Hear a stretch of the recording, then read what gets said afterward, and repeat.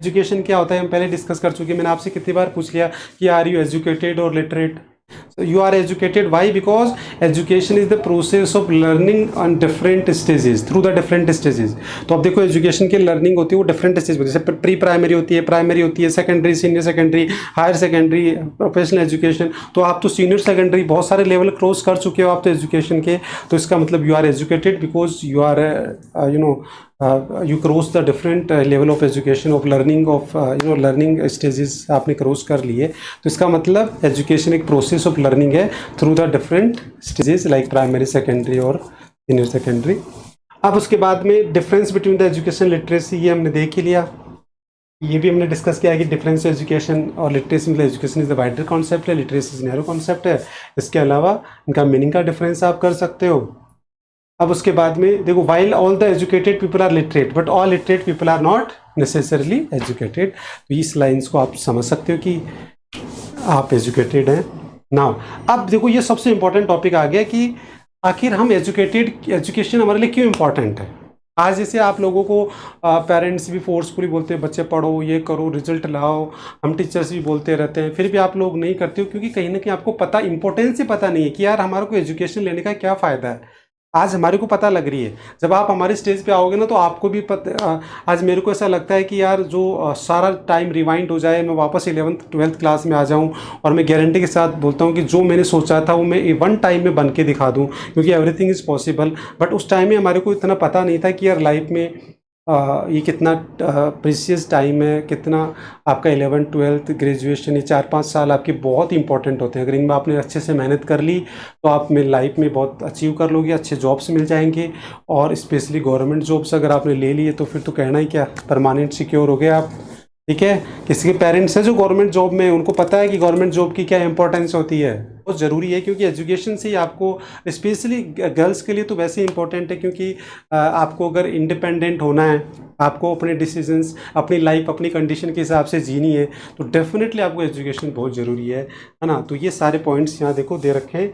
Education produce a good citizen, ठीक है, it develop science and technology, जिससे ज़्यादा से ज़्यादा इनोवेशन सब कुछ होंगे, तो कंट्री में साइंस टेक्नोलॉजी तभी आएगा। It facilitate the efficient use of, जितने ज़्यादा एजुकेट होगा उतने हमारे रिसोर्सेज है, कोई सा भी रिसोर्सेज, वो सारे रिसोर्सेज का यूज उसी पे डिपेंड होता है। ठीक है, उसके बाद इससे एक्सपेंड द मेंटल हॉरिजन, लोगों की मेंटलिटी जो है वो। It help the economic development through the greater participation, ये हम पढ़ चुके हैं। It promote the cultural standard of citizens. तो ये सारे एजुकेशन की वजह से हैं, और आपको इंडिपेंडेंट भी बनाती है, डिसीजन मेकिंग, ये सब कुछ आपका एजुकेशन। तो एजुकेशन लाइफ के अंदर, मतलब एक मैं कभी एग्जांपल देके हमेशा समझाता हूँ बच्चों को कि जैसे यूक्रेन है, यूक्रेन में वॉर हुआ। अब वहाँ अगर कोई लोग एजुकेटेड थे, उन्होंने बड़े बड़े बिजनेस कर रखे थे, है ना, अच्छा सब कुछ था अपने लेवल पे, और वॉर हो गया और उसकी वजह से उनको भागना पड़ा वहाँ से, सारे वो जीरो हो गए। अब वो वापस वहाँ आके वापस इस्टेब्लिश कर लेंगे, क्यों? क्योंकि उनके अंदर वो टैलेंट है, वो एजुकेशन है, सब कुछ है। बट अगर कुछ ऐसे तो जिनको ऐसे मिला हुआ था प्रॉपर्टी, ऐसे मतलब उनके पेरेंट्स की वजह से, अगर वो डैमेज होगी तो वो दोबारा आके उसको खड़ा कर सकते हैं क्या? यस और नो? उनके पास है, बस, वो नहीं यस कर सकते। सर। इसका मतलब एजुकेशन आपको इतना इंडिपेंडेंट बना देती है कि आप दुनिया के किसी भी कोने में जाके आप सर्वाइवल कर सकते हो और वहाँ अपना एम्पायर्स बना सकते हो, आप सब कुछ, मतलब आपके पास नॉलेज है। तो नॉलेज एक ऐसा चीज़ है जो आपकी लाइफ टाइम कभी साथ नहीं छोड़ता। ये रीज़न है कि हमारे को हमारी रेस्पॉन्सिबिलिटी हमारी खुद की पूरी करने के लिए हमारे को पढ़ना पड़ेगा, हमें मेहनत करनी पड़ेगी। तो ये सेल्फनेस से बाहर आ जाओ, कंफर्ट जोन से बाहर आ जाओ, पढ़ना स्टार्ट करो। बता रहा हूँ, जिस दिन आपको समझ में आ गया ना कि दुनिया में अगर सबसे इम्पोर्टेंट जो है वो आपका नॉलेज है, नॉलेज से बढ़िया आपका कोई दोस्त हो ही नहीं सकता। क्योंकि यही एक ऐसा जो आपके, आप जहाँ रहोगे जब तक ये आपके साथ रहेगा, बाकी सब चेंज होते हैं, दोस्त, फ्रेंड, रिलेटिव, सब चेंज होते हैं, टाइम टू टाइम सारे चेंज हो जाते हैं। अगर आपके पास पैसा है तो सारे दोस्त बन जाएंगे, सारे फ्रेंड्स, सारे रिलेटिव। अगर आपके पास पैसा नहीं है तो आपसे कोई बात नहीं करेगा, और वही वाली बातें तो चेंज होते रहते हैं। बट अगर आपके पास नॉलेज है, नॉलेज मतलब वो आप जब तक रहोगे, जहाँ रहोगे, आपके साथ हमेशा रहेगा, ये आपकी सबसे बड़ी एसेट्स है। तो बच्चे जितना पढ़ सकते हो, बहुत मन लगा के रात दिन पढ़ा करो। इसके लिए बोलना नहीं पड़ना चाहिए आपको कि यार हमें पढ़ना है, क्योंकि पढ़ने से अलावा और अच्छा कुछ है ही नहीं दुनिया के अंदर। सबसे अच्छी चीज़ ये है, जिस दिन आपको ये समझ में आ गई ना, आप सब कुछ पढ़ डालोगे। ठीक है, यस और नो? Yes sir. तो अभी एक टेबल ये दूसरी और आ गई, टेबल का ऐसे क्वेश्चन आएगा, बस इसमें वही है जैसे मैंने आपको बताया था, घबराने की जरूरत नहीं है। टेबल अगर आएगी तो ऐसे टेबल आ जाएगी। अब इसके अंदर बस वही बता रखा है कि 3 लेवल होते हैं, एडल्ट, प्राइमरी और यूथ वाला। तो इनका पहले मीनिंग बता रखा है, फिर देखो आप इसमें देखो वही डेटा बता रखा है। जैसे इन केस ऑफ मेल्स, अगर मैं प्राइमरी एजुकेशन की बात करूँ, प्राइमरी एजुकेशन में मेल का ये 78 का दे रखा है, 93 का दे रखा है। फिर उसके बाद में फीमेल का ये 61 का और 96 का दे रखा है। तो इस तरीके से देखो इस टेबल को, देखो इसको एक्सप्लेन करना कोई टफ है क्या? बस ये टेबल देख के अगर मान लो टेबल आ जाए तो ये एक्सप्लेनेशन करनी है आपको। ये 3 पार्ट में नीचे दे रखी है, तो इसमें क्या कर रखा है बताओ? इसमें इतना सा तो कर रखा है, यहाँ तक ABC तक आपको ये करना है, तीनों लेवल को। तो इनमें बस इनकी डेफिनेशन बता दी कि एडल्ट लिटरेसी क्या होती है, प्राइमरी क्या होती है और यूथ। और उसके बाद में बस ये 90s का डेटा ले लिया और 70s का ये डेटा लेके आपने इस तरीके से एक्सप्लेन किया। तो टेबल को मतलब इस टेबल से आपको समझ में आ रहा है कि अगर टेबल का कोई क्वेश्चन आएगा तो उसको कैसे एक्सप्लेन करना है। ये यहाँ एक एग्जाम्पल आपके सामने आ गया। तो ये आपकी लॉटरी होती है कि टेबल को आप देख के उसका आंसर लिख सकते हैं। सबसे पहले आ जाओ, प्राइमरी एजुकेशन की बात करें तो it refer to the percentage of student, ये मीनिंग बता दिया। फिर उसके बाद में ये उसका डेटा बता दिया, मेल में, फीमेल में, मेल फीमेल का बता दिया। फिर एडल्ट लिटरेसी की मीनिंग बता दिया। फिर उसके बाद में अगेन मेल फीमेल का डेटा, फर्स्ट ये 90s का और 70s का ये बता दिया। फिर यूथ लिटरेसी का मीनिंग और उसका डेटा आपको बता दिया। तो इस तरीके से आप आराम से, अब आप बताओ अगर टेबल का क्वेश्चन आता है तो आराम से कर सकते हैं। बाकी बहुत सारे बच्चे घबरा जाते हैं कि यार इसको कैसे करेंगे, जबकि ये सबसे इजी है। यस और नो? Yes sir. आज हमने डी पॉइंट स्टार्ट करना है, expenditure on different level of education sector in India. यहाँ से हमें स्टार्ट करना है टॉपिक। तो इंडिया के अंदर जो लेवल्स है एजुकेशन के, उनके ऊपर किस पे ज़्यादा खर्च हो रहा है और किस पे कम खर्च हो रहा है। तो इससे पता लग जाएगा कि हमारे इंडिया में गवर्नमेंट का जो है वो एजुकेशन पे क्या अप्रोच है और क्या नहीं है। तो देखिए बेसिकली जो है इसमें फर्स्ट पॉइंट जो बता रहा है वो बता रहा है कि elementary education take a major share. तो ये कीवर्ड मार्क कर लो कि हमारी जो गवर्नमेंट जो खर्चा कर रही है एजुकेशन पे, उसमें सबसे बड़ा जो खर्चा हो रहा है वो किस पे हो रहा है? एलिमेंट्री एजुकेशन पे। ठीक है, फर्स्ट पॉइंट में बता रखा है। And the share of higher and tertiary education क्या हो रहा है? लिस्ट हो रहा है, तो इन पे कम हो रहा है, इसका मतलब ज़्यादा हो रहा है। ये पॉइंट कीवर्ड ले लिया। सेकंड पॉइंट, तो on average the government spend less on tertiary education expenditure per student in the tertiary education is higher than the elementary education. तो ये एक्सपेंडिचर पर स्टूडेंट, इसको कीवर्ड मार्क कर लो आप। Expenditure पर मतलब overall expenditure on tertiary education है उस पर क्या है? कम है, बट पर स्टूडेंट जो एक्सपेंडिचर है वो क्या है? ज़्यादा। तो इसका मतलब आपको समझ में आ रहा है कि हमारी इंडिया के अंदर हायर एजुकेशन जो पढ़ने वाले बच्चे वो ही अपने आप में कम है। तो इस वजह से क्या हो रहा है कि वो जो परसेंटेज पर स्टूडेंट है वो ज़्यादा आ रहा है। और एलिमेंट्री एजुकेशन में ज़्यादा खर्च करने के बाद भी इंडिया के अंदर क्या है, जो स्ट्रेंथ है वो ज़्यादा है, तो इस वजह से वो कम आ रहा है। तो ये पॉइंट आ गया। Then this does not mean, अब इसके अंदर बता रखा है कि अब इसका मतलब ये नहीं है कि भाई हम प्राइमरी एजुकेशन पे ज़्यादा खर्च कर रहे हैं तो जो प्राइमरी एजुकेशन पे जो खर्चा हो रहा है उसको कम करके हम टर्सरी एजुकेशन पे बढ़ाएं। देखो this does not mean that financial resources should be transfer. तो ये लिख दो, ट्रांसफ़र वर्ड लिख लो, ट्रांसफ़र वर्ड कीवर्ड मार्क कर लो। इसका मतलब ये नहीं है कि हम जो फाइनेंशियल रिसोर्सेज को ट्रांसफ़र करें from tertiary education to elementary education. As we expand school education we need more teachers who are trained in the higher education institution. इसका मतलब हमारे को, इसका मतलब ये नहीं कि हमें ट्रांसफ़र करना है। तो फिर क्या मतलब है इसका? इसका मतलब हमें लास्ट में देखा कि expenditure of all level education should be increase. तो ये कंक्लूजन हो गया कि आप ओवरऑल अगर हम देखें तो all level of education India में अभी स्कोप है कि सभी लेवल पे एजुकेशन में क्या है? एक्सपेंडिचर बढ़ाने की ज़रूरत है as compare to other countries. तो अब देखो कीवर्ड्स क्या क्या हो गया, दोबारा देख लो। फर्स्ट वाले पॉइंट का कीवर्ड क्या मार्क किया आपने, बताओ एक बार। Elementary education. Elementary education, take the major share. Major share basically important है, टेक द मेजर शेयर। तो मेजर शेयर किस पे? एलिमेंट्री एजुकेशन पे मेजर शेयर है। फिर सेकंड पे क्या लिया आपने? एक्सपेंडिचर पर स्टूडेंट, ठीक है। और उसके बाद फिर आपने क्या लिया? दिस डज नॉट मीन, तो इसमें आ जाएगा ट्रांसफर्स। और लास्ट में क्या आ जाएगा? All level of education. Level. देखिए पढ़िए, कोई डाउट है तो बताइए। मतलब इसमें ज़्यादा समझाने के लिए मेरे पास कुछ है नहीं, बस आप इसमें कुछ फैक्ट्स है जो हमें बस तैयार करने हैं फैक्ट्स यही है कि हमारी जो एजुकेशन लेवल है उसमें सबसे पहले हमें ये देखना है कि प्राइमरी एजुकेशन पे ज़्यादा खर्चा करना है, सॉरी ऑलरेडी हो रहा है प्राइमरी एजुकेशन पे, मतलब एलिमेंट्री एजुकेशन पे एक्सपेंडिचर ऑलरेडी ज़्यादा हो रहा है, ठीक है। फिर हम बताएंगे कि जो टर्शरी एजुकेशन है उसके अंदर पर स्टूडेंट एक्सपेंडिचर ज़्यादा है, और फिर हम बताएंगे कि इसका मतलब ये नहीं कि हम जो एक्सपेंडिचर वो ट्रांसफ़र करें, है ना। तो फिर क्या मतलब है, इसका मतलब है कि हम ऑल लेवल ऑफ एजुकेशन जो है सब पे ही गवर्नमेंट का ओवरऑल एक्सपेंडिचर बढ़ाने की ज़रूरत है। बस ये ऐसे हमारे को तैयार करना। अब उसके बाद आता है नेक्स्ट बच्चे, regional differences in the educational trend. ये तो बहुत ईजी सा है। रीजनल डिफरेंसेस में देखो सबसे पहले आ जाएगा हाईएस्ट किसमें और लोवेस्ट किसमें, तो ये बता देना आपको। तो हाईएस्ट किसमें हिमाचल प्रदेश में और लोवेस्ट किसमें बिहार में। तो हम कह सकते हैं कि there is a regional differences. तो ये बता रहा है कि this lead to differences in educational opportunities of attainment across the state. तो बस इसमें यही बताना है कि आपको आप चाहो तो इसमें 3 पॉइंट कर लो, कि सबसे पहला पॉइंट बना लो कि जैसे इसके 3 पॉइंट कर सकते हो कि per capita according to year डाल दो in 2004-5 according to the year 2014-15 per capita जो पब्लिक एक्सपेंडिचर है वो हाईएस्ट, एक पॉइंट इसका बना लो हिमाचल प्रदेश, और उसका डेटा दे रखा है। फिर सेकंड पॉइंट बता लो the per capita expenditure in 2014-15 lowest किस पे, बिहार पे। और थर्ड में आप बता सकते हो कि this lead to regional differences. Yes और नो, 3 पॉइंट में आप इसको बना के कंप्लीट कर सकते हैं। उसके बाद में आता है in adequacy of the government expenditure on education. तो अब इन एडिक्वेसी का पॉइंट है, पहले हम ये समझ लेते हैं growth in the government expenditure on education, ये समझ लेते हैं, फिर उसके बाद में हम उस पर आते हैं। तो देखिए अगर हम हमारे इंडिया के अंदर एजुकेशन पे अगर हम एक्सपेंडिचर को चेक करना चाहें तो उसके 2 तरीके से चेक कर सकते हैं। सबसे पहला हम ये चेक करें कि जो गवर्नमेंट का टोटल एक्सपेंडिचर है उसका कितना % खर्च हो रहा है, और एक हम ये चेक करें कि जीडीपी का कितना % खर्च हो रहा है।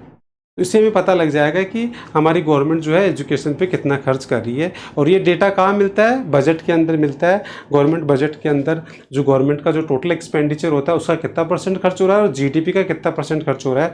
तो देखो 2 पार्ट में देखेंगे हम इसको, growth in the government expenditure in education India as a percentage of total expenditure of government. मतलब जो भी गवर्नमेंट पूरा खर्चा करती है, गवर्नमेंट का जो भी खर्चा होता है उसका कितना % एजुकेशन पे हो रहा है। तो उसमें देखो डेटा आ रहा है, उसमें मीनिंग भी बता रखा है। फर्स्ट पॉइंट में मीनिंग बता रखा है कि indicate the importance of education in the scheme of things before the government. तो मतलब ये पढ़ने से हमारे को पता लग जाएगा कि हमारी गवर्नमेंट एजुकेशन को कितना इंपॉर्टेंट दे रही है, जो जितनी भी स्कीम पे वो खर्चा कर रही है उसमें से क्या इंपॉर्टेंस गवर्नमेंट एजुकेशन की है। और उसके बाद में इसमें ईयर दे रखा है 2050 to 14 के अंदर। देखो पहले कितना था, ऑलमोस्ट 8 था, 7.92, और अभी कितना हो गया, मतलब 16, मतलब 15.7। तो ये डेटा याद भी करना है, ये बेसिकली डेटा याद करने वाला है कि जो टोटल गवर्नमेंट एक्सपेंडिचर है उसका कितना % 1952 में हो रहा था, और अभी 2014 का जो डेटा दे रखा है एनसीईआरटी में ये दे रखा है अभी, तो वो कितना है 15.7। ठीक है, तो इस तरीके से इसमें मीनिंग बता दिया और उसका डेटा बता दिया। सेम वैसे इसमें as a percentage of GDP. अब जीडीपी का कितना % खर्च करती है, तो देखो जीडीपी की बात करें तो पहले वही बता दिया, इसमें meaning express how much of our economy is being committed to the. तो इसका मतलब क्या है, अगर हम जीडीपी का % निकालें तो इसका मतलब ये है कि एक्सप्रेस, ये क्या एक्सप्रेस करता है कि how much of our income is being committed to the development of education. मतलब पूरी कंट्री का जो जीडीपी बढ़ रहा है तो वो जो जीडीपी बढ़ रहा है उसका खर्चा अगर एजुकेशन पे हम निकालें तो हमें पता लगता है कि वो कितना डेवलपमेंट पे, एजुकेशन पे कितना डेवलपमेंट पे उस पर खर्च हो रहा है। तो ये मीनिंग बता दिया, फिर आ गया इसमें डेटा। तो इसके अंदर वही डेटा 52 और 14 का दे रखा है। तो ये पहले कितना था 0.64, ये डेटा भी आपको याद करना है। और अभी कितना हो गया 2014 के अकॉर्डिंग 4.13। तो ये डेटा भी आपको याद करना है। उसके अलावा इसमें कुछ नए टॉपिक, 3-4 टॉपिक और आ गए, 2 टॉपिक और आ गए बेसिकली इसमें। एक आ गया 2009 education right to act education आ गया, government India enact the right of education act. तो ये भी आपको ध्यान में रखना है कि जो राइट टू एजुकेशन था वो व्हेन वाज इंट्रोड्यूस, तो 2009 के अंदर आया। और इसका मोटिव क्या था, इसका मोटिव ये था कि to make free education fundamental right for the all children age group 16 to 14। तो ये आपको पता होना चाहिए कि right to education when was introduce और what was the main motive. उसके बाद फिर government has started educational cess, तो आपको पता होना चाहिए कि एजुकेशनल सेस क्या होता है। एक एजुकेशनल टैक्स होता है जो सब पे लगता है, और वो जो पैसा आता है 2%, वो किस पे खर्च होता है? एजुकेशन के डेवलपमेंट पे खर्च होता है। ऑल द यूनियन टैक्स, तो गवर्नमेंट ने क्या कर दिया, जितने भी यूनियन टैक्स है ना उनके अंदर एक 2% क्या ऐड कर दिया, एजुकेशनल टैक्स मतलब एजुकेशनल सेस जिसको बोल दिया, वो ऐड कर दिया, और मतलब एडिशनल लेने लगी गवर्नमेंट। और वो जो 2% आता है वो सारा किस पे खर्च हो जाता है? एजुकेशन पे। तो ये आपको एक ध्यान में रखना है स्कीम स्ट्रक्चर। तो ये की पॉइंट ये भी है, ये भी पॉइंट ही है बेसिकली। आई थिंक ये इसको पॉइंट ही बना लेना आप, 1 2 3 4 5, ये 5th पॉइंट ही है बेसिकली। तो इसके अंदर क्या आ गया, प्रमोशन ऑफ हायर एजुकेशन के बारे में बता रखा है और लोन स्कीम के बारे में बता रखा है। तो अभी जैसे प्रेजेंट बजट की भी अगर बात करो तो उसमें भी देखा हो आप, अगर आपने थोड़ा बहुत बजट पढ़ा है तो आपको पता चलेगा कि गवर्नमेंट ने बेसिकली ओवरऑल जो एजुकेशन सेक्टर उस पर खर्चा बढ़ाया है, चाहे वो जीडीपी का परसेंट ले लो, चाहे वो टोटल गवर्नमेंट एक्सपेंडिचर का ले लो।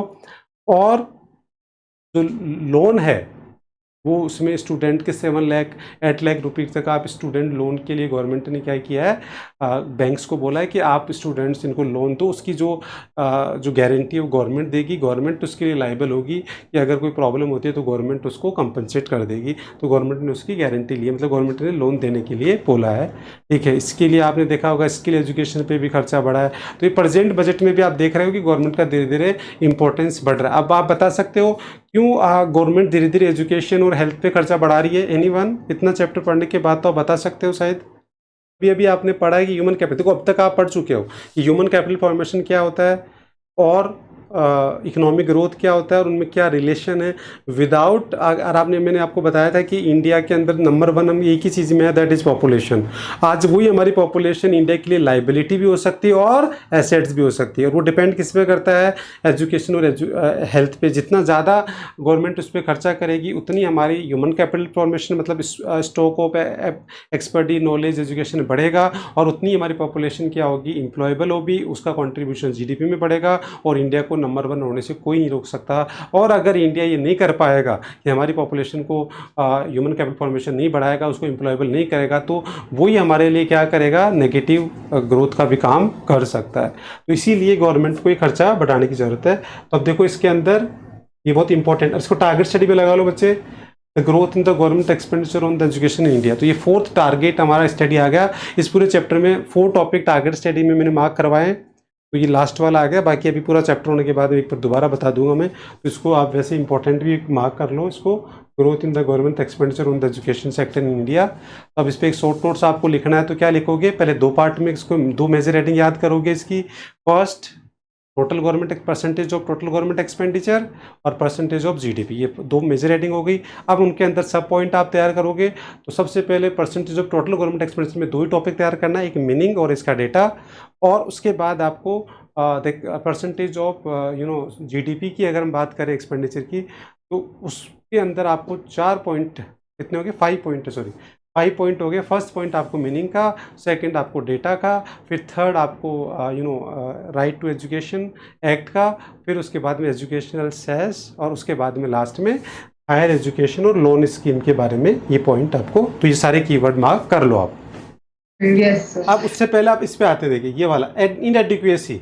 अब हम देखते हैं कि यार अभी प्रेजेंट हमने देख लिया कि भाई गवर्नमेंट का खर्चा इस एनसीईआरटी के अकॉर्डिंग प्रेजेंट ही है, क्योंकि 2014 तक का डेटा उसमें दे रखा है, तो उसके हिसाब से हम प्रेजेंट ही बोलेंगे। एनसीईआरटी में डेटा इतना अपडेट हुआ है। तो अब अगर हम देखें कि रिकमेंडेड कितना है, आपने देख लिया प्रेजेंट खर्चा अभी क्या कर रही है गवर्नमेंट, आपने बिल्कुल अच्छी तरीके से देख लिया कि जो टोटल गवर्नमेंट एक्सपेंडिचर का कितना % खर्च कर रही है और जीडीपी का कितना। और अब इसमें हम क्या देखेंगे? रिकमेंडेड कितना है।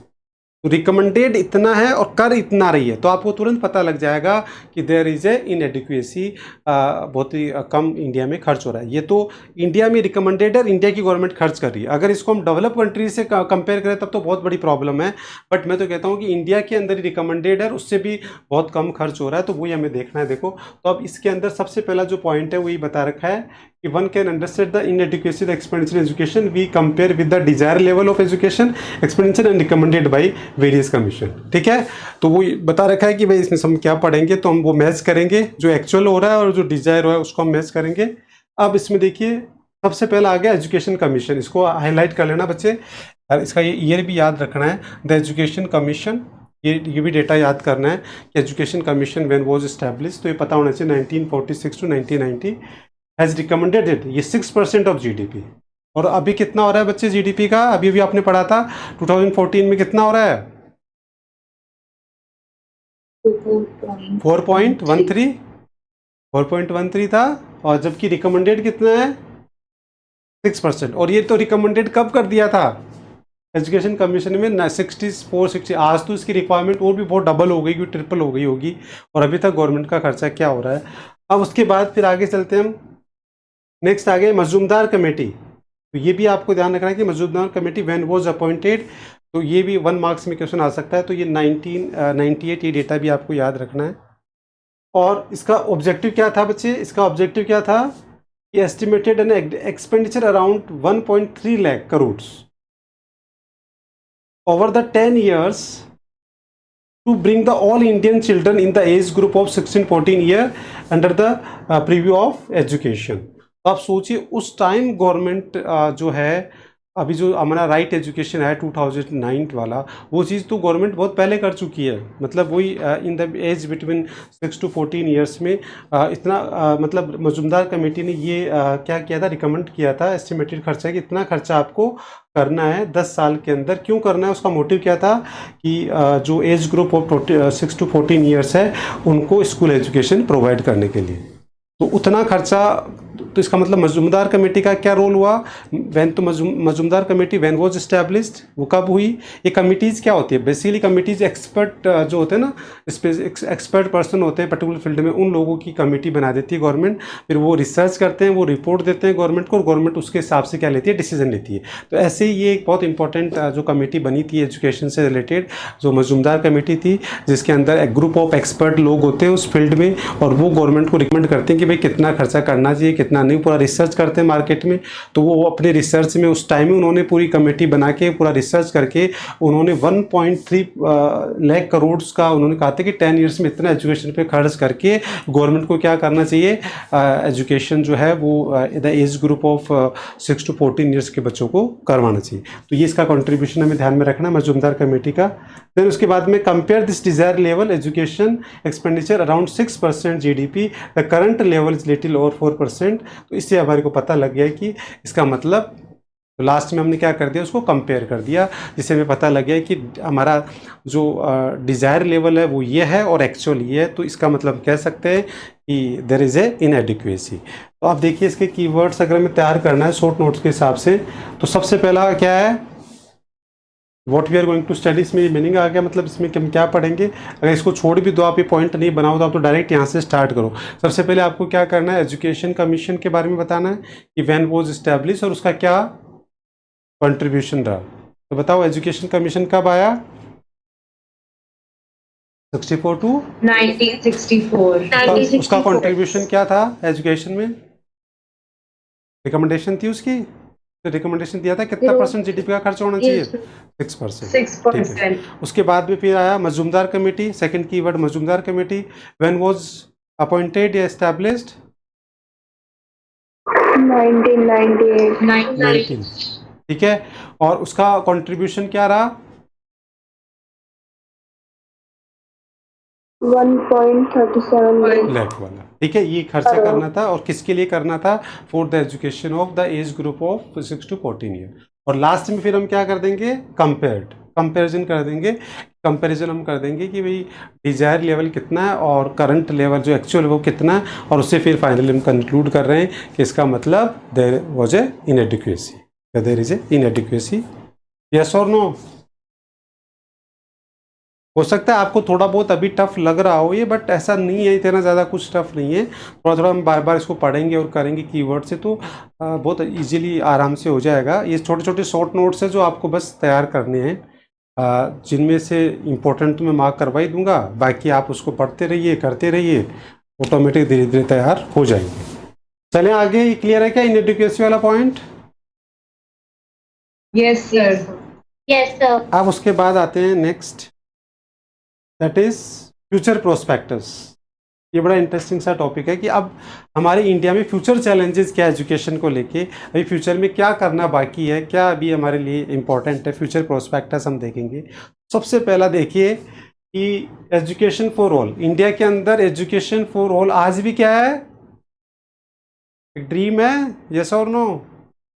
Yes, क्या sir. आपको लगता है इंडिया के अंदर 100% लिटरेसी है क्या इंडिया के अंदर? आज No, भी अगर हम sir. Yes, sir. जो लास्ट डेटा जो सेंसस 2011-12 की बात करें उसके अकॉर्डिंग शायद 76% हमारी कंट्री की जो है वो लिटरेसी रेट थी। अब जो नया सेंसस आया उसका अभी डेटा पब्लिश हुआ नहीं, अभी आया नहीं है।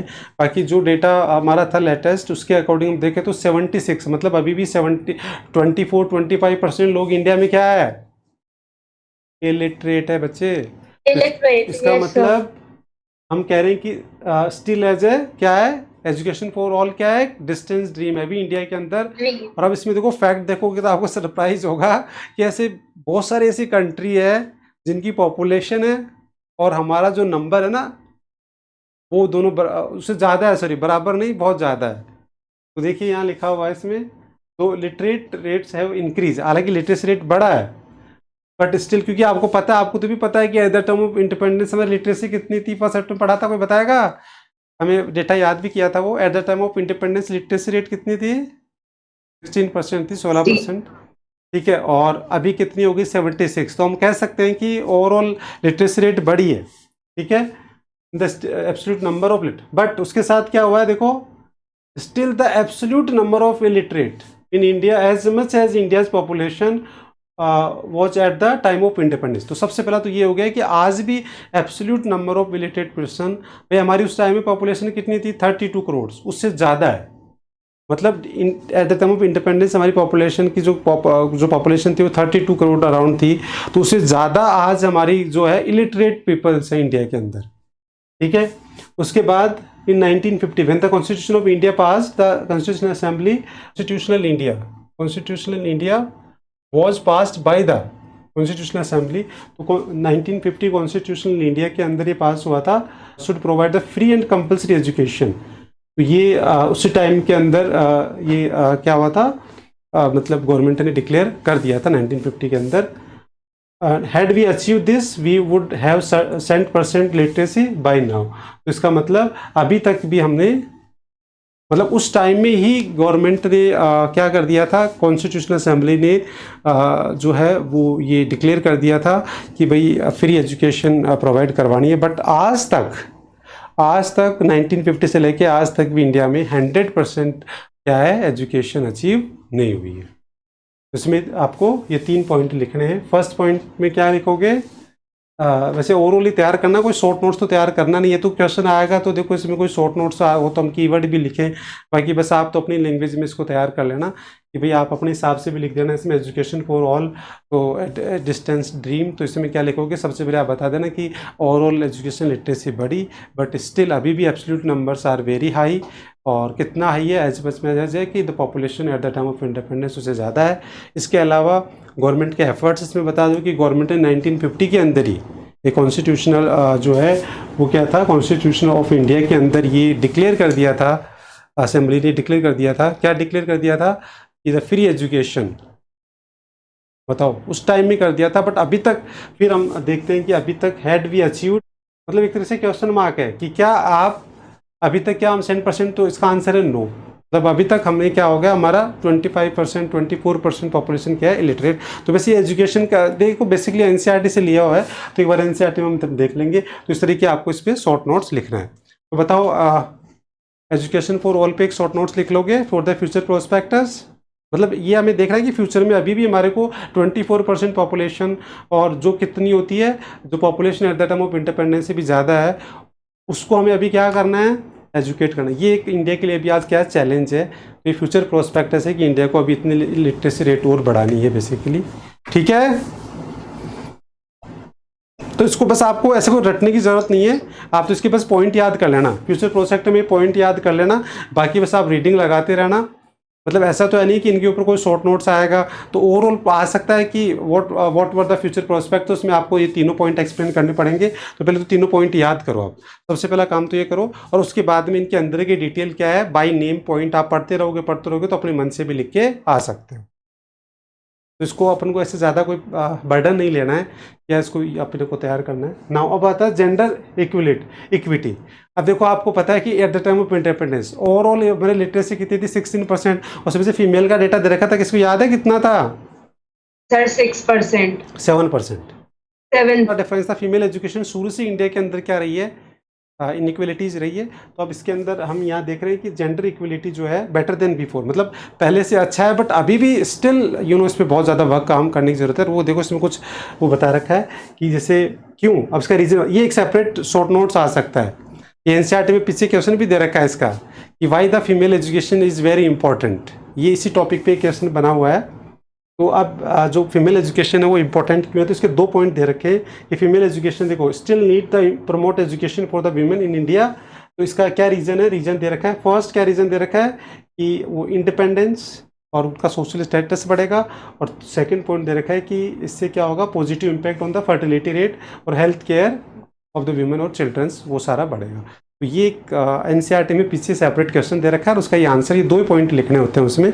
तो ये आ सकता है सेपरेट क्वेश्चन कि why the female education is important, उसमें दोनों पॉइंट आपको लिखने हैं। Is it clear? Yes sir, yes sir. उसके बाद फिर आते हैं next higher education a few taker. तो देखो अब इंडिया का सबसे बड़ा प्रॉब्लम यही है, अभी भी आपने देखा था इन जब expenditure on education in different level education, different level of education, तो उसमें आपने देखा था कि एलिमेंट्री एजुकेशन पे सबसे ज़्यादा खर्च हो रहा है और बाकी पे बहुत कम खर्च हो रहा है ना। तो वैसे ओवरऑल आपने देखा था कि सारे लेवल पे एजुकेशन एक्सपेंडिचर बढ़ाने की ज़रूरत है, सब कुछ आपने देखा। अब इंडिया के अंदर आप एक छोटा सा मैं क्वेश्चन मार्क लगाता हूँ आपको कि इंडिया के अंदर इंडिया आज स्टिल एक डेवलपिंग कंट्री है, डेवलप कंट्री नहीं है। और आप यूएसए को इंडिया की से हम कंपेयर करें तो आज देखो यूएसए के अंदर ही माइक्रोसॉफ्ट क्यों है, यूएसए के अंदर ही एप्पल क्यों है, यूएसए के अंदर ही गूगल क्यों है, फेसबुक है, ये सारी चीज़ जो जितने भी आज जो सबसे बड़ी कंपनीज़ है और जो सबसे हमारी डेली लाइफ का सबसे इंपॉर्टेंट पार्ट है, मोबाइल से लेके लैपटॉप एवरीथिंग सोशल मीडिया सब कुछ, ये सारा यूएसए के अंदर ही क्यों हुआ, इंडिया में क्यों नहीं हुआ? आपका आंसर क्या होगा बोलो बच्चे? Sir lack of skills, lack of less human capital formation. और ह्यूमन कैपिटल फॉर्मेशन का मेन सोर्सेज क्या होता है? एजुकेशन। और एजुकेशन में सबसे इंपॉर्टेंट एजुकेशन होती है हायर एजुकेशन। भाई एक बात बताओ, एलिमेंट्री एजुकेशन और वो लिटरेचर वो करने से कौन सा इनोवेशन हो जाएगा? इनोवेशन जो है ये सारे किसके आउटकम है? वहाँ के रिसर्च इनोवेशन से ही तो हुआ। भाई वहाँ के लोग ज़्यादा रिसर्च और स्पेशलाइजेशन करते हैं, इनोवेशन करते हैं, और इसकी वजह से वो क्या करते हैं, नए प्रोडक्ट लाते हैं, और उन्होंने बड़ी बढ़िया कंपनी और सारी डेली यूजेज के। इंडिया के अंदर क्या हो रहा है, इंडिया के अंदर बहुत मुश्किल से तो बच्चे पढ़ते हैं, और जब पढ़ते भी हैं तो फिर वो क्या करते हैं, भाई कैसे तैसे पढ़ते रहते हैं, फिर उनकी जो रिस्पॉन्सिबिलिटी आ जाती है, पेरेंट्स उनको पढ़ा नहीं पाते, मतलब वो हायर एजुकेशन में नहीं जाते। और हायर एजुकेशन का मतलब यहाँ पीएचडी और रिसर्च स्कॉलर्स वो इंडिया में बहुत कम है, और उसमें गवर्नमेंट का सपोर्ट भी बहुत कम है। और यही रीज़न है कि इंडिया के अंदर अनएम्प्लॉयमेंट भी बहुत ज़्यादा है, और इंडिया के अंदर आज जो इनोवेशंस है, जो क्रिएटिविटी है, वो सारे बहुत कम है। और यही रीज़न है कि आज हमारे पास टॉप जो वर्ल्ड कंपनीज़ है वो हमारी इंडिया में नहीं है, और India still is developing country because. तो अब गवर्नमेंट को सबसे ज़्यादा जो है वो फोकस हायर एजुकेशन पे करना पड़ेगा। बट इसका मतलब ये नहीं है कि प्राइमरी एजुकेशन या एलिमेंट्री एजुकेशन को कम करें।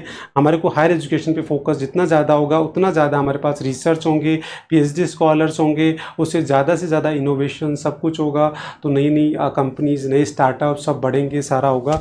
तो बेसिकली यहाँ यही बता रखा है इसके अंदर कि हायर एजुकेशन इंडिया में सबसे बड़ा चैलेंज है, जिस पे गवर्नमेंट को बहुत ज़्यादा काम करना ज़रूरत है। अब इसमें आगे बच्चे क्यों नहीं पढ़ पाते, उसके बहुत सारे रीजंस है कि एक तो गवर्नमेंट का सपोर्ट नहीं है, दूसरा हमारे यहाँ जो लोग हैं उनकी पेइंग कैपेसिटी एजुकेशन स्टिल एक बहुत कॉस्टली है, और ये बहुत सारी चीज़ें होती हैं जिनकी वजह से हायर एजुकेशन नहीं हो पाती है यहाँ। तो अब देखिए यहाँ के अंदर हमारे को क्या क्या पॉइंट है। सबसे पहले point, in education primary step indicated lesser and lesser number of people reaching higher education. मैंने आपको बता ही दिया कि इंडिया के अंदर हायर एजुकेशन में बहुत ही कम लोग पहुंच पाते। पिरामिड का मतलब ये शेप है पूरा, तो आज ऊपर जाते जाते क्या हो जाता है, बहुत ही कम हो जाता है। Moreover the level of unemployment in the educated youth is highest, और ये रीज़न है कि हमारे अनएम्प्लॉयमेंट जो है वो यूथ के अंदर बहुत ज़्यादा है, क्योंकि हायर एजुकेशन नहीं है। तो ये एक तो ये बता दिया कि overall higher education is very low in India. Then second में एनएसएसओ का डेटा दे रखा है। अब एनएसएस का डेटा क्या दे रखा है, वो दे रखा है कि जो मेल है, मेल स्टडीज ग्रेजुएशन, स्पेशली कहाँ की बात कर रहा है, unemployment rate of unemployment among the youth males who study graduation and above rural areas. मतलब रूरल एरियाज़ के अंदर जो अनएम्प्लॉयमेंट रेट है यूथ के अंदर वो 19% है। मतलब गांव में जो बच्चे पढ़ते हैं उनकी तो हायर एजुकेशन बिल्कुल ही ख़राब है, वो तो बस BA BCom simple ordinary education करके उससे उनको कोई जॉब मिलता नहीं है, तो इसलिए वहाँ क्या है 19% क्या है अनएम्प्लॉयमेंट रेट है। ऐसे ही फिर अर्बन काउंटर पार्ट में बता रखा है 16%, तो ये भी कोई ज़्यादा नहीं है, मतलब इतना कोई बड़ा वो नहीं है कि भाई बहुत ही ज़्यादा, मतलब अर्बन में भी मोर एंड लेस अगर हायर एजुकेशन है तो वही लेवल है, वहाँ भी ऑलमोस्ट 16% जो है वो क्या है अनएम्प्लॉयमेंट है।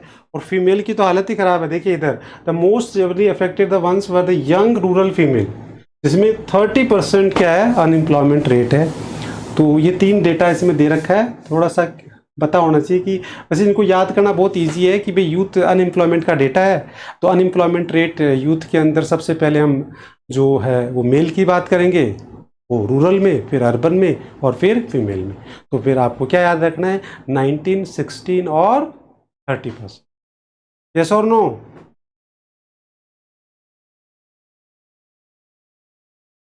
ठीक है।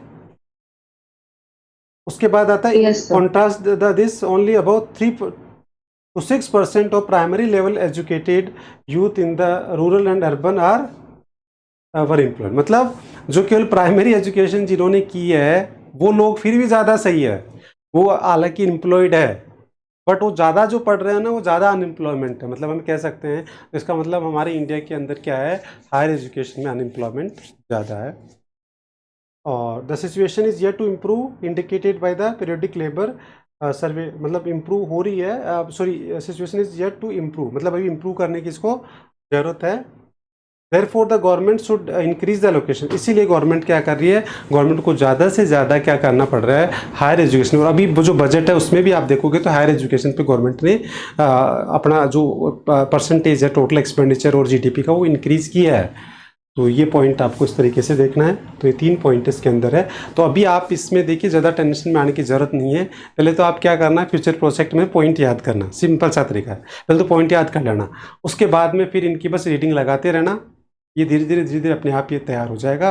कोई अपन को शॉर्ट नोट्स तो तैयार करना नहीं है, बस पॉइंट याद हो गया तो आप क्या कर सकते हो, इनकी रीडिंग लगाते रहोगे। आप मैंने डिस्कशन कर लिया, बाद में और हम रिवीजन करेंगे, तो उससे क्या हो जाएगा, धीरे धीरे आपको आराम से इतना थॉट आपके दिमाग में होगा कि आप अगर ये क्वेश्चन आया तो आप मन से भी इतना लिख के आ जाओगे। जैसे मान लो आपको पॉइंट याद है तो फर्स्ट पॉइंट याद हो जाएगा कि फ्यूचर प्रोस्पेक्ट मतलब इंडिया में क्या है, एजुकेशन फॉर ऑल। तो अब आप आराम से मन से भी लिख के आ सकते हो कि इंडिया में एजुकेशन फॉर ऑल जो है वो एक स्टिल ड्रीम है। क्यों, तो थोड़ा सा आप बता सकते हो कि इंडिया के अंदर इलेक्ट्रेसी रेट का डेटा बता दिया कि एट द टाइम इंडिपेंडेंस इतना था, अभी इतना है, तो इसका मतलब इंप्रूवमेंट हुआ है, बट स्टिल एब्सोल्यूट नंबर आज वेरी हाई।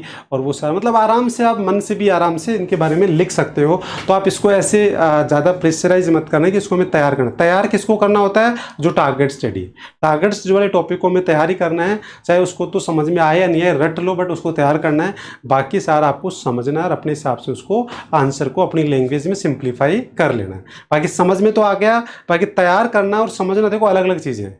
समझ में आ गया तो तैयार धीरे धीरे क्या होगा, अपनी अपने हिसाब से अपनी लैंग्वेज में उसको क्या कर सकते हैं, हम लिख सकते हैं। एज इट इज़ लैंग्वेज को अगर आप कोशिश करोगे तो उसको बोलते हैं रटना, और उसको थोड़ा सा अपने हिसाब से मॉडिफाई कर लो, दैट इज अंडरस्टैंडिंग। यस और नो? Yes, sir. आप देखिए इंपॉर्टेंट ये प्रॉब्लम्स वाला पॉइंट तो हम ऑलरेडी कर ही चुके हैं, बहुत इजी सा है। देखो इसमें ये बेसिकली 2 पॉइंट आपको अलग से आ गए, बाकी लो एकेडमिक स्टैंडर्ड में तो तीनों पॉइंट हम कर ही चुके हैं, अभी कर लिया हमने। इनएडिक्वेसी वाला हमने पॉइंट कर ही लिया है, तो वो अलग से हमारे को तैयार करने की ज़रूरत ही नहीं है। वो मतलब देखो इसके डबल फायदे हो गए। इनएडिक्वेसी वाला वैसे भी अलग क्वेश्चन आ सकता है और किस में आ जाएगा, प्रॉब्लम्स में भी आ जाएगा।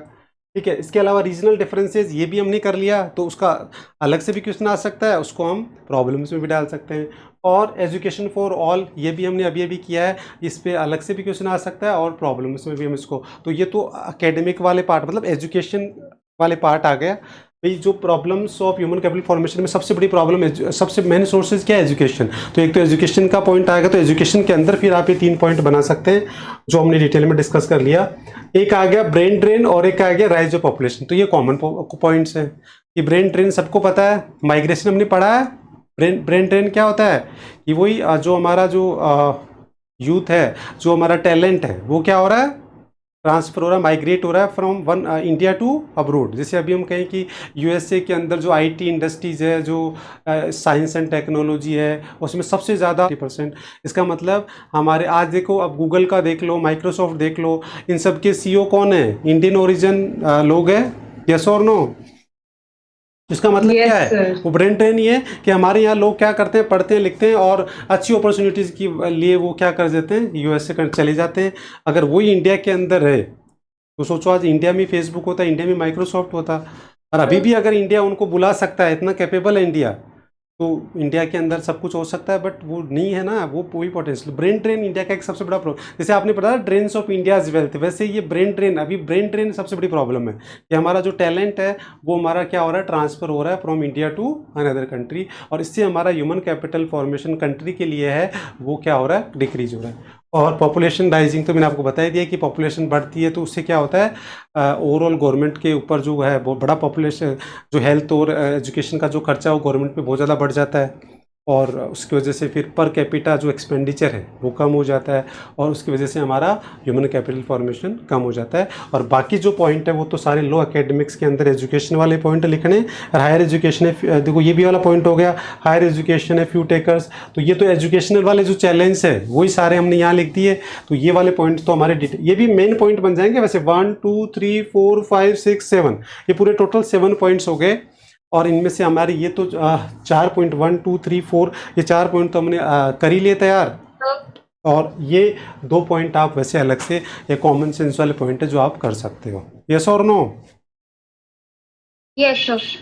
ओके, अब देखिए इधर इंपॉर्टेंट ऑब्जर्वेशन। अब सबसे पहले तो इंपॉर्टेंट ऑब्जर्वेशन में आपको क्या करना है, 2 इंडिपेंडेंट रिपोर्ट्स, इन दो रिपोर्ट्स हैं जिन पे आपको शॉर्ट नोट्स तैयार करना है। सबसे पहले रिपोर्ट कौन सी है, दैट इज ड्यूच बैंक, ड्यूच या डच बैंक क्या बोलते हैं इसको, ड्यूच बैंक या डच बैंक, प्रोनाउंसिएशन देख लेना आप लोग, है ना। जर्मन बैंक बोल लो, ड्यूच या डच बैंक, वॉट एवर। तो एक तो ये रिपोर्ट आपको तैयार करनी, उसने जो ड्यूच बैंक है उसने क्या रिपोर्ट दी है, रिपोर्ट क्या थी उसकी, ग्लोबल ग्रोथ सेंटर। तो पहली बात तो किसने रिपोर्ट दी, ड्यूच बैंक, जर्मन बैंक, किस टॉपिक पे दी, that is global growth centre. और उसमें फिर इंडिया के बारे में क्या, बस इस तरीके से तैयार करेंगे हम इसको। तो इंडिया के बारे में उन्होंने 3 ऑब्जर्वेशन दिए हैं। देखो फर्स्ट ऑब्जर्वेशन क्या दिया है कि उन्होंने आइडेंटिफाई किया है कि India is one of among the 4 major growth centres. तो ये आप देख लो, आइडेंटिफाई किया उन्होंने, ये उन्होंने इंडिया के लिए, ठीक है। सेकंड जो है उन्होंने क्या दिया है, डेटा, ये जो डेटा है कि with reference of the between 2005 India we expect the 40% rise in the average year of education in India just above the 7 years। तो ये डेटा उन्होंने आइडेंटिफाई किया, और चीज़ें ये हो गई कि एक तो उसकी रिपोर्ट का नाम क्या था और उसके 2 कंट्रीब्यूशन क्या रहे। तो देखो पहली बात तो कौन सी रिपोर्ट आपको तैयार करनी है, ड्यूच बैंक की, जर्मन बैंक है, और उसका रिपोर्ट का नेम टाइटल क्या है, टाइटल क्या है, ग्लोबल ग्रोथ सेंटर, और उसमें इंडिया को क्या आइडेंटिफाई किया गया है, क्या आइडेंटिफाई किया गया है, Among 4 major growth centers. Growth centre. और उसमें फिर ये बताया गया है कि इंडिया की जो जो एजुकेशन का जो खर्चा और जो ह्यूमन कैपिटल फॉर्मेशन है वो रियली क्या हो रहा है, बढ़ रहा है, बट उससे ज़्यादा इकोनॉमिक ग्रोथ बढ़ रही है, ये हम पहले भी पढ़ चुके हैं। अब उसके बाद में फिर सेकंड रिपोर्ट आ गई वर्ल्ड बैंक। अब सेकंड रिपोर्ट कौन किसकी है, वर्ल्ड बैंक की। उसका टाइटल क्या था, India and the knowledge economy, ये इसका टाइटल है। इसके अंदर उन्होंने सबसे पहले आ गया ये एजुकेशन टाइटल आ गया, फिर उसके बाद में इसमें हम एक कीवर्ड पर कैपिटा का ले सकते हैं कि पर कैपिटा इनकम ले सकते हैं, और फिर बाद में ये ट्रांजिशन का पॉइंट ले सकते हैं। तो ये इस तरीके से 2 पॉइंट इसमें ले लो, पर कैपिटा का पॉइंट ले लो है कि इंडिया का जो पर कैपिटा इनकम है वो बढ़ रहा है, और दूसरा इंडियन इकोनॉमी जो है वो ट्रांजिशन मतलब ट्रांसफॉर्मेशन हो रही है, और उसमें जो मेन उसके जो पिलर्स हैं जो जिनकी वजह से वो क्या है, स्किल वर्कर्स और वेल फंक्शनिंग डेमोक्रेसी और diversified science and technology infrastructure. तो ये वर्ल्ड बैंक ने आइडेंटिफाई किया इंडिया के बारे में। तो इसका मतलब इंडिया के ऊपर जो रिपोर्ट्स है वो बता रही है कि इंडिया एक ग्लोबल ग्रोथ सेंटर है और नॉलेज इकोनॉमी है, और इंडिया की जो जीडीपी है, ह्यूमन कैपिटल फॉर्मेशन है, वो बढ़ रहा है और वो आने वाले टाइम में लीड करेगा। और अगर इसमें हमने ह्यूमन कैपिटल फॉर्मेशन को थोड़ा सा और स्पीड अप कर दिया तो डेफिनेटली हमारे को नंबर 1 होने से कोई नहीं रोक सकता। ठीक है। अब उसके बाद में न्यू एजुकेशन पॉलिसी में ये देखो कितने पॉइंट रखे, 1 2 3 4 5। एक बार इनको रीडिंग लगा लो, देखो आप फटाफट, फिर मैं समझाता हूँ। सबसे पहले new education policy state that the world is undergoing rapid change in the knowledge landscape. तो मतलब न्यू एजुकेशन पॉलिसी ने आइडेंटिफाई कर लिया है कि हमारा जो ऑल ओवर द वर्ल्ड में वो बहुत ही ड्रास्टिकली चेंजेज आ रहे हैं। तो अब न्यू एजुकेशन पॉलिसी के अकॉर्डिंग क्या क्या चेंजेज आ रहे हैं वो बताया गया है। तो सबसे पहला चेंजेज क्या आ रहा है, देखो सबसे पहला चेंजेज आ रहा है कि हम ये वर्ड ले सकते हैं कि जो अनस्किल्ड जॉब्स है world wide may be taken over by the machines. ये बात तो आप ही मानते हो कि जो अनस्किल्ड वर्कर्स है, वो जो अनस्किल्ड जो वर्क्स हैं, जॉब्स हैं, अनस्किल्ड जॉब्स है, वो वर्ल्ड वाइड धीरे धीरे क्या होते जा रहे हैं, मशीनरी उसको रिप्लेस कर रही है। हेलो, यस सर, Yes, एक sir. टेक्नोलॉजी। ये एक पॉइंट आपको देखना है। दूसरा फिर इसमें दे रखा है कि the need for skill workers particularly. अब आपको देखना है कि एजुकेशन पॉलिसी किस पे फोकस कर रही है कि आने वाले टाइम में जो है ना स्किल्स एजुकेशन की डिमांड बढ़ेगी। तो आपको पता होना चाहिए। अब देखो ये बहुत हेल्प करेगा आपको आपके कैरियर की प्लानिंग करने में भी, कि आगे आपको आफ्टर 12th कौन कौन से कैरियर में कौन कौन से कोर्सेज करने चाहिए, कौन से फील्ड में आपको जाना चाहिए। तो अब न्यू एजुकेशन पॉलिसी के अकॉर्डिंग आप देखो फाइंडिंग्स की जो need for the skill workers ये बढ़ेगी आने वाले टाइम में, बट कौन से एरियाज में बढ़ेगी ये पता होना चाहिए। तो देखो इसमें एरियाज बता रखे, particularly involving the mathematics, computer science and data science, है ना। इसके अलावा multi disciplinary ability across the science and the social sciences humanities will be increase in greater demand. तो मतलब इन एरियाज में, इन स्ट्रीम में आपको ज़्यादा फोकस करना है। अब उसके बाद में नीचे रीज़न बता रखा है कि इनकी डिमांड क्यों बढ़ेगी, मतलब ये स्किल्स वर्कर्स इन एरियाज में चाहिए होंगे। अब क्यों चाहिए होंगे वो नीचे बता रखा है, देखो कि द क्लाइमेट चेंज हो रहा है, इसकी वजह से पॉल्यूशन बढ़ रहा है, ठीक है, और डिप्लीटिंग नेचुरल रिसोर्सेज हो रहा है। So there will be the sizeable shift in the how meet the world energy, water, food, sanitations. और तो देखिए ये जो है ना कि आने वाले टाइम में एनर्जी, वाटर, फूड और सैनिटेशन, इनकी जो नीड है इन पे ज़्यादा ज़रूरत पड़ेगी आने वाले टाइम में, क्योंकि पॉपुलेशन बढ़ रही है, पॉल्यूशन बढ़ रहा है ना। और ये सारे की वजह से तो एक बार मैंने आपको पहले ही बताया था कि आने वाले टाइम में जो एग्रीकल्चर सेक्टर है वो बहुत बूम करेगा, क्योंकि फूड की शॉर्टेज रहेगी, अभी भी है, और आने वाले टाइम में पॉपुलेशन और बढ़ेगी। ऐसे सैनिटाइजेशन की, ऐसे एनर्जी की, वाटर, फूड, ये सारी चीज़ें, है ना, again resulting in the need for skill workers, particularly किसमें, बायोकेमिस्ट्री, फिजिक्स, एग्रीकल्चर का भी मैंने आपको बताया था, क्लाइमेट साइंस, सोशल साइंस, इनके अंदर स्कोप्स क्या होंगे, आगे बढ़ेंगे। तो यहाँ बढ़ेंगे, और क्यों बढ़ेंगे बता दिया।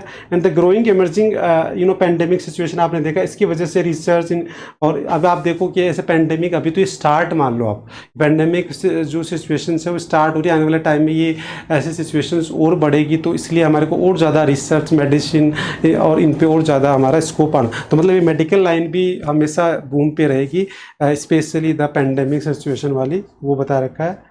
और उसके अंदर फिर उसके बाद में लास्ट में there will be growing demand for the humanities and art as India move towards the becoming developed country as well as the among the 3 largest economy. तो ये ह्यूमैनिटीज़ और आर्ट्स में भी क्योंकि देखो ह्यूमैनिटीज़ और आर्ट्स होती क्या होता है, बेसिकली इम्प्लीमेंटेशन से रिलेटेड होता है, पॉलिसीज़ को इम्प्लीमेंट करना, क्रिएटिव सॉल्यूशंस। और ये ह्यूमैनिटीज़ और आर्ट का क्या रोल है, ह्यूमैनिटीज़ और आर्ट के स्टूडेंट क्या है, वो क्रिएटिव होते हैं, सॉल्यूशनरी उनका व्यू होता है, इनोवेटिव होते हैं, बेसिकली क्रिएटिविटी, इम्प्लीमेंटेशन। तो इस तरीके से आने वाले टाइम में ये सारे सोशल साइंस और इनके जो भी इसके ऊपर सैनिटाइजेशन, फूड, एनर्जी, ये सारे एरियाज। तो एजुकेशन, तो हम इस एजुकेशन पॉलिसी में देख रहे हैं कि क्या शिफ्ट हो रहा है, मतलब हमें को पता लग गया है कि आने वाले टाइम में ऑल ओवर द वर्ल्ड में क्या शिफ्टिंग होने वाली है, कौन से एरियाज है जहाँ फोकस बढ़ेगा, कौन से जॉब्स जाएंगे, और कौन से फील्ड में कौन से सेक्टर बूम करेंगे, क्यों बूम करेंगे, कौन से सब्जेक्ट बूम करेंगे, कौन सी, वो सारी चीज़ें इसमें बता रहे हैं। यस और no? Yes, sir. Yes, sir. ये फाइनली आपका चैप्टर कंप्लीट। अब देखिए हम कंटेंट में चलते हैं। ये पूरा चैप्टर हमने कंप्लीट कर लिया है आपको। तो इसकी जो टारगेट स्टडी है, सबसे पहले हमने क्या किया था, difference between human capital and human development. तो इसको टारगेट स्टडी मार्क कर लो, difference between the human capital and human development ये। फिर सेकंड जो है वो है सोर्सेज ऑफ ह्यूमन, ये दोनों पॉइंट लगातार, डिफरेंस वाला, डिफरेंस ह्यूमन कैपिटल और सोर्सेज वाला, ये दोनों टारगेट स्टडी है।